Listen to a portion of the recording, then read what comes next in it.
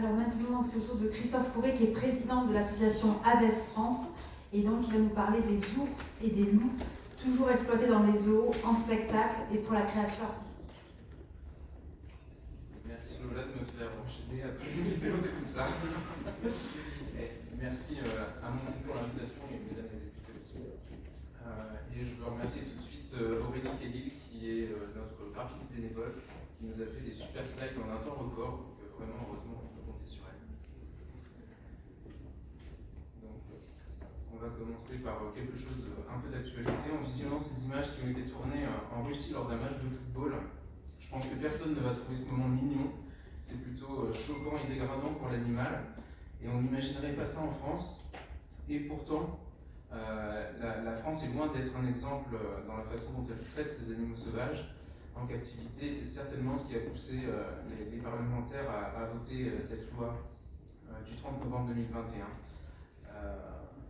Donc Aves France faisait partie, avec beaucoup d'autres associations, des assos consultés par la mission ministérielle sur le bien-être animal. Et on était particulièrement investis sur plusieurs sujets.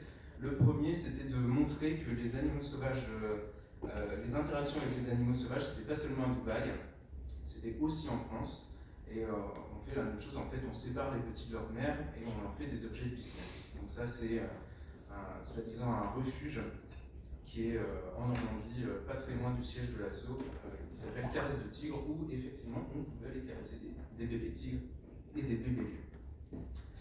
Alors ça nuit évidemment à leur développement, ça les expose à des zoonoses. On fait participer le public à l'imprégnation des animaux par des activités comme le biberonnage.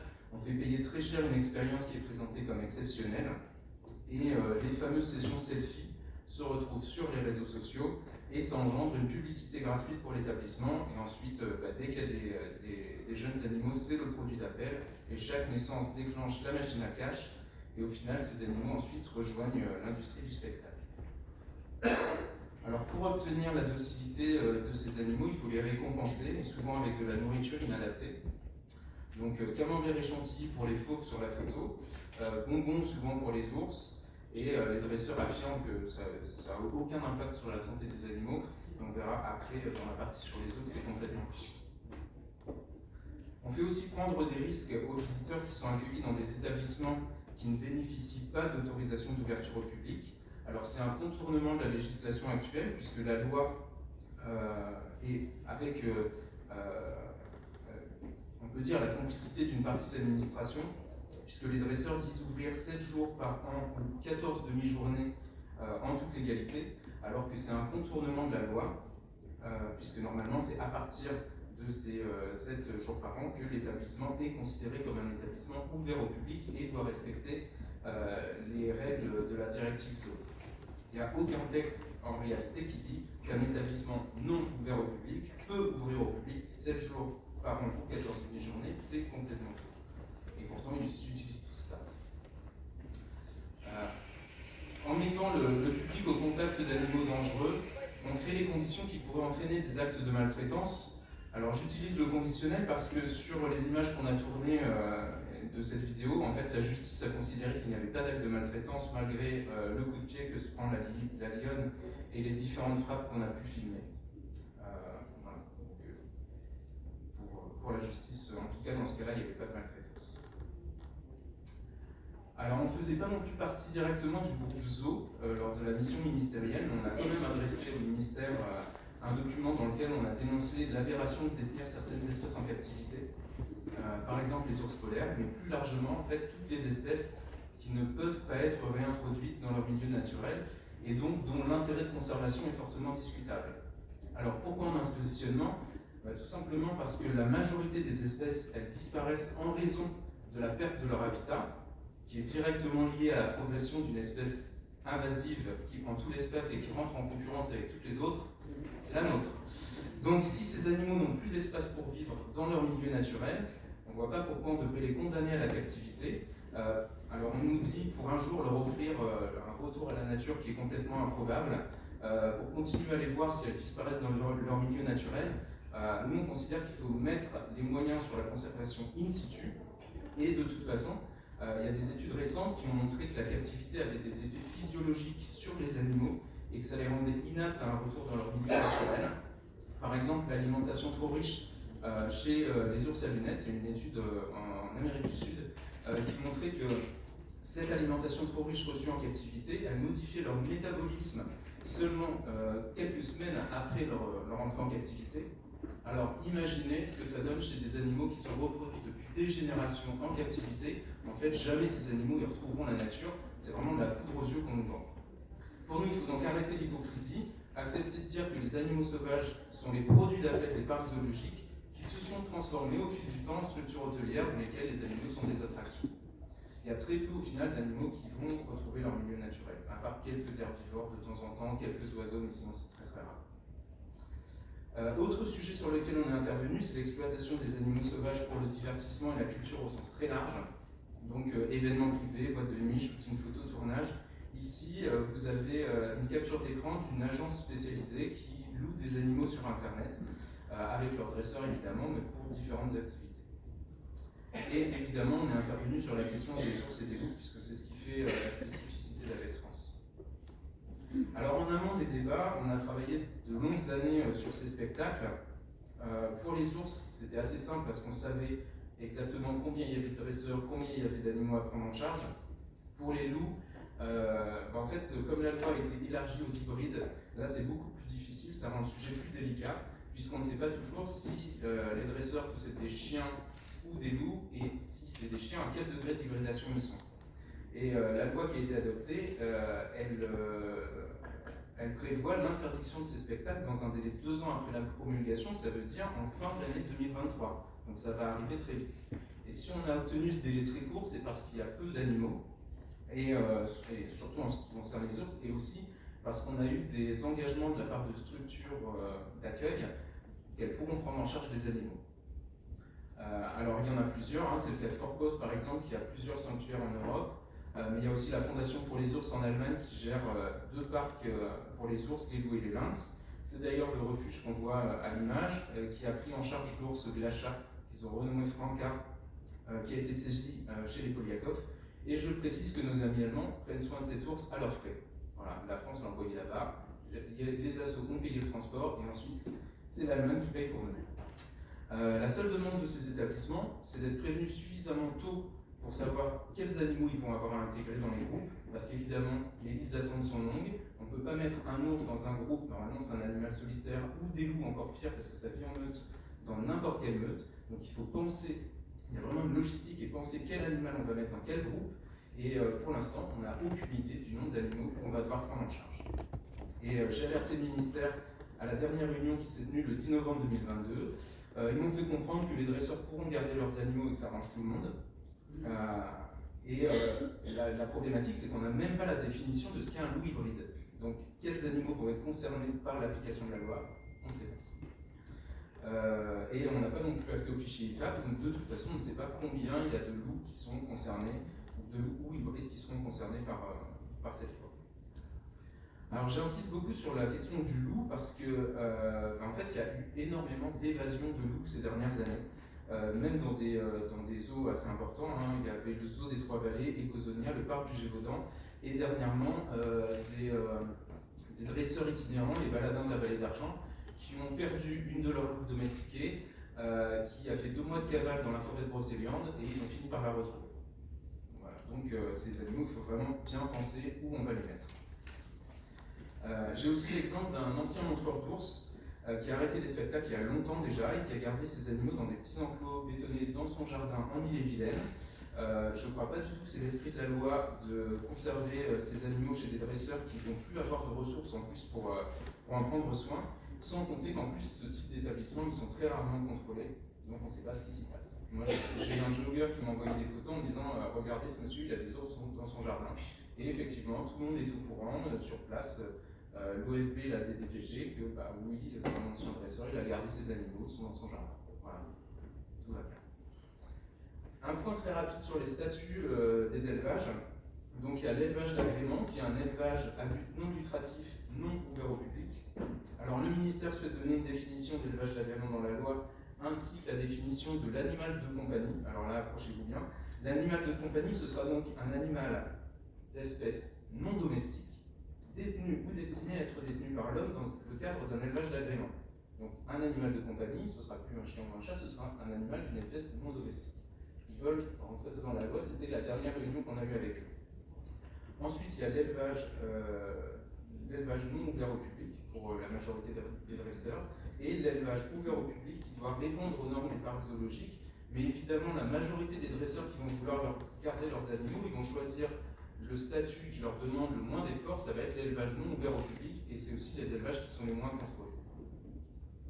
Alors ensuite, pour la partie animaux et culture, on avait fait un sondage lors de la journée mondiale pour sauver les ours le 21 février 2022 avec le moteur de recherche Lilo.